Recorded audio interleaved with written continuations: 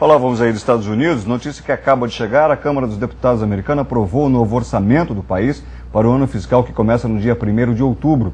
São quase 13,5 trilhões de dólares, em linha com a proposta do presidente Barack Obama. Entre as medidas previstas estão a reforma na saúde, criação de novos empregos e o combate ao aquecimento global e à crise financeira. Com esses temas, nós iniciamos a conversa com o diretor executivo da Confederação Nacional da Indústria, José Augusto Fernandes, que recebemos em São Paulo. Aqui no Rio de Janeiro, vamos conversar com o professor de Relações Internacionais da ESPM e professor de Economia Internacional da UERJ, Fernando Padovani. O comentarista Jorge Vidor participa comigo da entrevista. Senhores, prazer recebê-los todos. Muito boa noite. Jorge Vidor, a primeira questão é para você. Por que os mercados financeiros hoje, que daqui a pouquinho a gente vai detalhar, se mostraram tão eufóricos? Na verdade, a comunidade internacional como um todo recebeu com tão boa vontade esses anúncios que vieram do G20. Bom, em primeiro lugar, Guto, há sinais, vagalumes, como eu costumo dizer aqui, embora o pessoal ache que não tem esses vagalumes, de que há algum efeito das medidas já tomadas anteriormente. Quer dizer, os mercados estão reagindo. Hoje mesmo o Federal Reserve fez um leilão de linhas para os bancos americanos e ninguém foi lá e precisou do dinheiro. Ou seja, então há uma situação de melhora da liquidez de fato.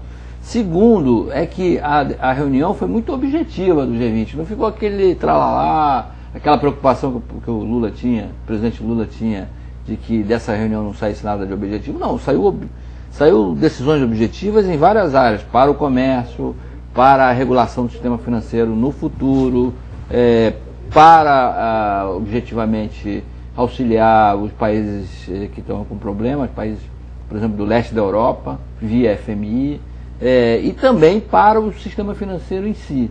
Então é um pacotaço, não vai ser de imediato, e está todo mundo envolvido, tanto que até o Brasil vai comprar uns bônus da FMI, ou seja, a gente Quem diria, não, Jorge? Dinheiro para a FMI. Quem diria, não, professor Fernando? Viver para ver isso, o Brasil emprestando dinheiro para a FMI, não é?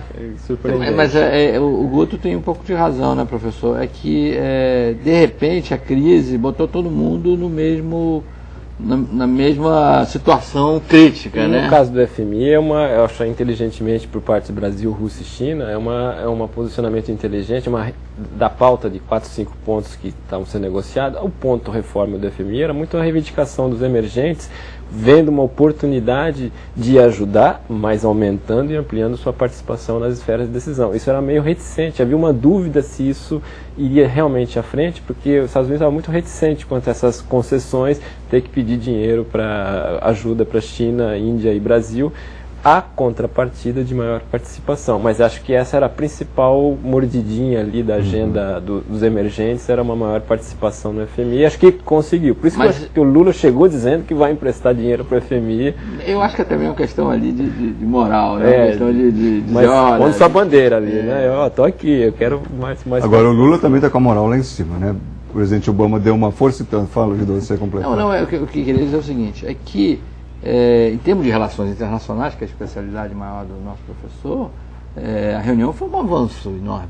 Claro que todo mundo ali estava, eu digo, né, no mesmo saco, né, na mesma dificuldade, mas, por exemplo, Gordon Brown anunciou aquilo desesperadamente, porque hoje a Inglaterra, a economia britânica, depende tanto dos serviços financeiros, que se isso não se resolver daqui um ano, dois, eles vão voltar para a Idade Média. Não, e quando vocês acompanham índice de popularidade do Gordon Brown, pesquisa de opinião pública, lá embaixo, oposição de segmentos do próprio governo trabalhista, risco de perder até o mandato se não tiver um bom desdobramento. Para ele era fundamental ter um desfecho, pelo menos um pouco retumbante. E a reunião em casa, né? Reunião em casa. Vamos lá para São Paulo. Perdão, Padovani, pode completar? Não, era... Eu queria perguntar ao doutor Augusto Fernandes.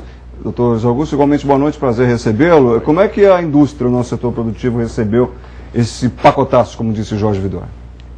A indústria recebeu bem. Eu acho que nós tivemos 4 pontos principais. O primeiro, a extraordinária mobilização de recursos. Foi superior a que nós estávamos trabalhando. O segundo, o sinal que se deu em relação à supervisão bancária, que foi menos no sentido de buscar, quer dizer, um órgão supervisor, quer dizer, internacional, e mais em fortalecer a supervisão nacional e criar mecanismos de cooperação. Então eu acho que seguiu o caminho mais pragmático. E esse caminho mais pragmático se repetiu também em relação às instituições financeiras internacionais.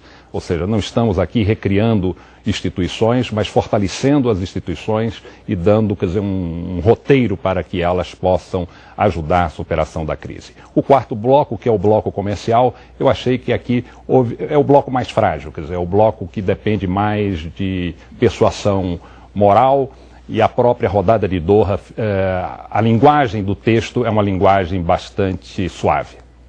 Mas, Augusto, bom, vai ser uma mudança de humor enorme, né? Porque a gente viu pela reação dos mercados que o mercado financeiro, pelo menos, já comprou o pacote.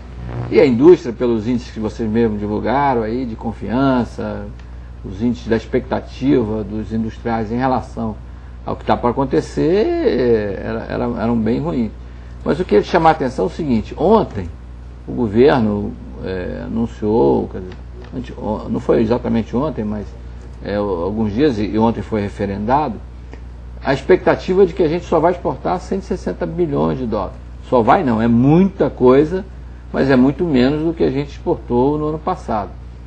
Então qualquer coisa que destrave esse mercado internacional, que caiu 20% ou mais do que isso, poxa, a gente devia comemorar assim efusivamente, né?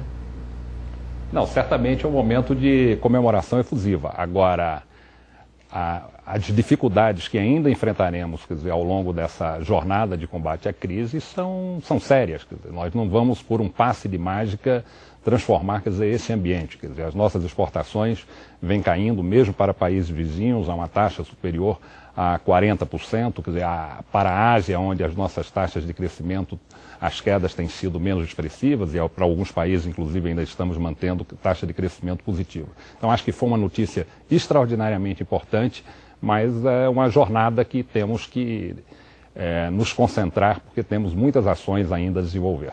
Muito bem.